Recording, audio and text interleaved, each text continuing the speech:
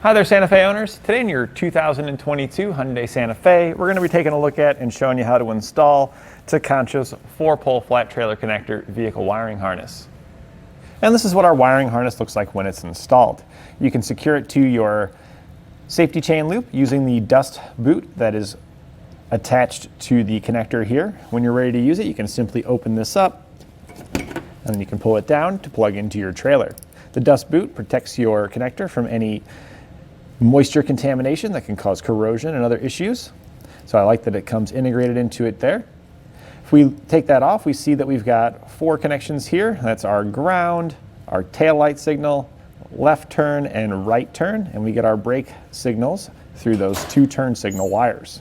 So this is going to provide you with all the necessary lighting signals that you need for your trailer to keep you DOT compliant in all states. What I like about this harness is that it has an integrated module in line with it, and it's custom fit for our Santa Fe here. So it's an easy installation. We just got to plug it into a factory connector, and then the module monitors all of the lighting signals on our vehicle. When it sees any of those lighting signals, it'll reproduce them and send them out our 4-pole flat trailer connector. What's nice about that is if we have any faults on our trailer, the module can detect that and shut the circuit down.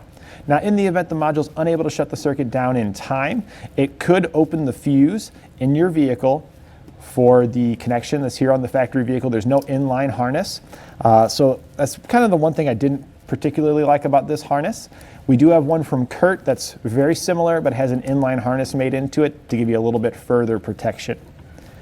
Also, we have here at eTrailers, you can get mounting brackets. If you have a hitch that has a location on it here, you can install a 4-pole bracket onto this to give you a little more secure mounting location for your 4-pole. If you don't have a welded on bracket like that, we have no drill brackets available here at eTrailer that'll clamp around your hitch to provide you with a surface like this to install a 4-pole connection mount for your 4-pole connector here.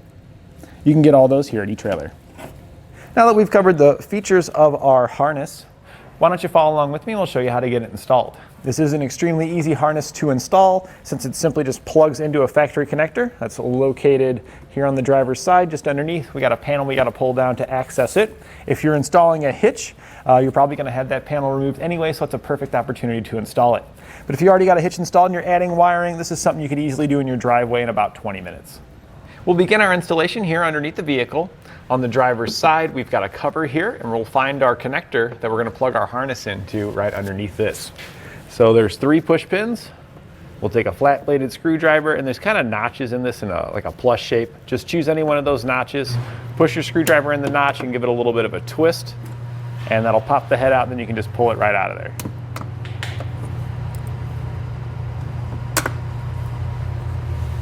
Now that we've got those removed, there are 2 plastic nuts that hold it in place, and you're going to need a 14mm socket and a pretty good extension as well.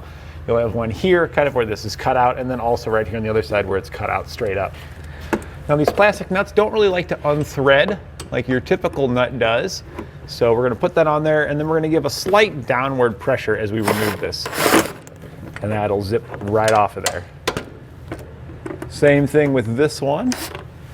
We'll get lined up on there, a little bit of downward pressure, and that'll just come right off of there. We'll set this aside. And now behind our panel here, this is our factory connector that we're going to plug into right there. It does have a little dummy plug on the end protecting the pins from any kind of moisture damage. So we're going to press it on the release tab and then slide that cap off of there. We can set that aside. We won't need that anymore. We can now take our new harness, and the end here on our harness will plug directly into that factory connector. So we'll just line these up, slide them together, make sure that it does click in all the way. I'll have to give it a little tug to make sure. Now at this point, we can route our 4-pole harness towards the center of the hitch. So just get our rubber band off of there, stretch this out a little bit. And when routing this, we're going to make sure we go behind any kind of pillars and stuff that we can use to ensure that the wiring stays up and isn't going to fall down. All right, and we've got it routed there. We'll just drop it down now. And this is a pretty decent length to have. And we're just securing it to our hitch using the dust boot. And now we can turn our attention back to the module. I just like to route it over to make sure that I know I've got enough wire length to reach there from where I plan on mounting my module. Now you do get some double-sided adhesive in your kit to mount your module. For demonstration purposes today, we're not going to be using the double-sided adhesive. We're just going to zip tie the module up. But if you're going to do this at home, I would take some rubbing alcohol and I'd clean up the area here as well as the back of the module, put your adhesive on one side and then stick it right in place over here. We're just going to use the little eyelet here at the top to zip tie it to the factory harness here. But I do recommend the double-sided adhesive if this is a permanent install. After we get our module mounted up, we'll then clean up all of our wiring with zip ties to make sure nothing's hanging down.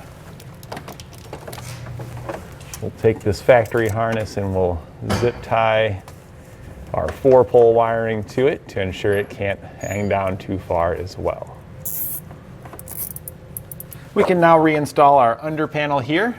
The plastic nuts, you don't need to thread those on. Those will just press back into place.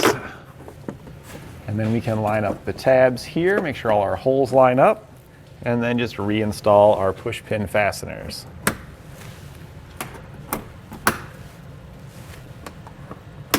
Now all that we got left to do is just test it out and make sure everything's working properly. You can plug into your trailer to test out and verify all the lights work, but I highly recommend a tester like we're using here, because if you have any faults on your trailer, when you go to plug it in, some of your lights may not work and you think, well, hey, there's something wrong with this wiring harness I got, but in reality it could be with the trailer. If you use a tester like this, you can verify the vehicle side's working properly, so when you do plug into your trailer, if you have any issues, you know the issues on the trailer side. You can get a tester like this here at eTrailer. We want to make sure we have our left turn signal, right turn signal, tail lamps, and brake lamps. With all of our signals working properly, we're ready to hook up to our trailer and hit the road. And that completes our installation of Tekonsha's 4-pole flat trailer connector vehicle wiring harness on our 2022 Hyundai Santa Fe.